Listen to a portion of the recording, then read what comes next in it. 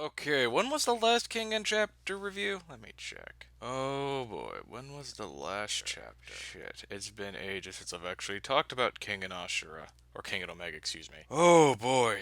Oh boy. Oh fuck, a month ago, chapter 56. Okay, okay, okay, give me a minute. Give me a minute. Let me just try to remember. The fighters enter. Okay, that's chapter 57. So, what happened here in chapter 57, and we're doing a whole speed run chapter because oh boy. Oh boy, oh boy, oh boy. It's probably our best way to get caught up to everything so far. So King and Omega chapter. So chapter 57 kind of is like the big introduction of all the fighters the King and Association could grab a hold of. We're talking Aoma Gaolong, who, by the way, is a character from King and Ashura. He was a Muay Thai fighter, if I recall correctly. Hang on, let me check. This was a whole chapter focusing mostly on the fighters, such as Julius, who was from part one. He was a convict. Oh god, he was Germany's fighter, and I tried not to spoil myself on his introduction, but holy shit, when I was binge reading it and when it was getting translated, I was like, oh, who's this big motherfucker? And Julius Reinhold, who, by the way, is a behemoth, and I do mean behemoth of a character. Like, he's like Saitama, but more of a monster. Well, in the context of muscle mass, super, super fucking strong as hell. Oh, you just gotta take my word. You just gotta take my word. Because he was a character I was hyped to see show up in King and Ashura when the manga was ongoing. Whew, you just don't understand. So despite this being a chapter setting up the fighters so far, from our Lord Akoya, who is the oh so lovely bringer of justice, Gaoryuki, and of course Wakasuki Takeshi, and Takeshi, aka the Tiger, and Hayami Masaki, who is a character who showed up much earlier in the King and Omega series. Don't worry, I'll explain everyone soon enough. Rihito, Okubo. Just this was the Gathering chapter, as well as Agito, who was the previous Fang of Metsudo, and Ritsudo, who was a member of, who is the son, I do believe, of the former king and chairman. But our new our new Fang of Metsudo was named Misasa. Now we don't know nothing about this dude. We really don't know much about him, but he was, he was like the best in combat. So he was picked to be the new Kengan Association, the new Fang of Metsudo. This again was a chapter mostly focused on, and of course, Ryan. Again, this was a gathering chapter. Now we would see the opening of the tournament, and they thought it was a volcano. No, it's a dome for the fight with Purgatory, and we saw the fight. We saw 13. We have a dude from Osaka. He's literally called the Rookie of Osaka. And then we would have Purgatory's members. This would begin the competition on Chapter 57. Now, Chapter 58 would kind of slowly begin the first round. And they kind of. Now, Koga, we would have another chapter with Koga developing. Sadly, because his right arm's pretty much broken. He can't really do anything. Chapter 58 kind of begins where chapter 57 left off with the beginning of the battle. Introducing everyone, seeing what happened, what's going on with two characters who were. One of them was a former fighter, if I recall correctly, and one of the, like he was. I think he later became a commentator. I think after he's like, you know what? I might be an American actor who represents 21st century Fox. Totally not. Totally not. A different corporation company altogether. But you know what? I might like this commentary. So I'm gonna be a commentator on the Kengan fights from now on. If I recall correctly, he is the most American black character in the whole series, Very small waist and huge in the upper body, but he does have problems with.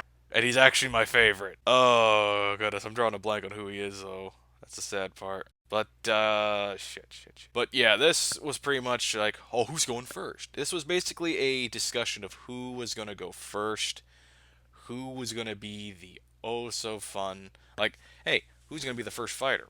Who will be our first fighter? It was basically that kind of chapter. It was like, oh, there is Jerry Tyson, the most American black character I've ever seen in a manga about fighting. He was so American. His fighting styles are all based on movies. Man. I always just call him, instead of calling him Paul, I just call him Hey Monster, because he's just so. He is such an American. Oh, he was part of 20 Fax Corporation. Oh, well, fuck. And But yeah, it was pretty much who's gonna go first. Hell, even Togo, the thickest chick in all of Kengan, I'm just saying. Hell, even her fighter, the genocider, Mutaba, was like, Julius is much more fit for this kind of match than me. I mean, the dude's blind right now. And, again, this was basically who's gonna go first. And Gao Long goes first. And, hell, even, what's funny here is that the Kengan Association was mostly going, like, oh, who's gonna go first? But Purgatory was like so chill and relax. That's interesting. That's an interesting take on this whole setup of this chapter of these past few chapters. And then El Dorado, Carlos Metal, aka El Dorado, is our first fighter of Purgatory. Now, chapter 59, I want to say, is round one of two of the fights so far between. Hell, the chapter was called The Legend of El Dorado. It was an origin story, if I recall. Oh, it was interesting. He kept constantly changing his size of his body. Like, he can be huge, but he can also be lean and small. And it's like he kept slimming and kept gaining weight.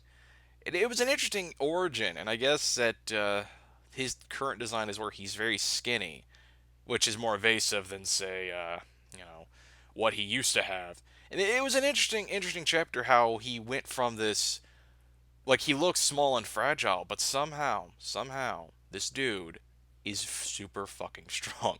Hell, this is like his origin chapter, and oh, it was fantastic chapter. Then chapter 60 is when the fight gets serious. Oh yeah, Carlos ain't fucking around.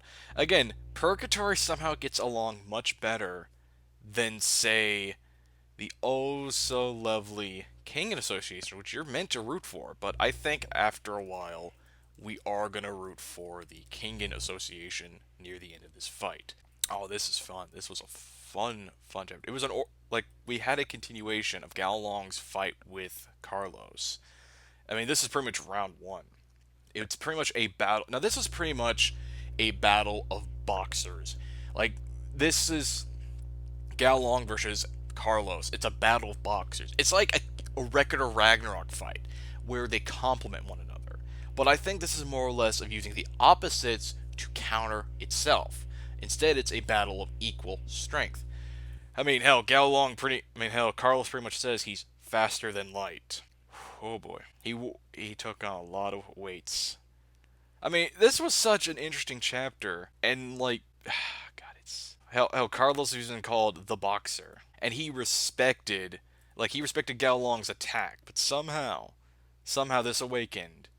You've earned the right to fight the Rio Carlos medal. So probably in the chapters coming after chapter 60, when chapter 61 comes out, we are going to be seeing the truly, and I do mean the scariest version of this arc. Anyway, I'm done for the day. I hope to see you all tomorrow, Thursday. We're caught up now with Kengan Omega. Tomorrow's Kengan Omega, and Friday is going to be Record of Ragnarok chapter 30-31 review. Peace the fuck out, my dudes!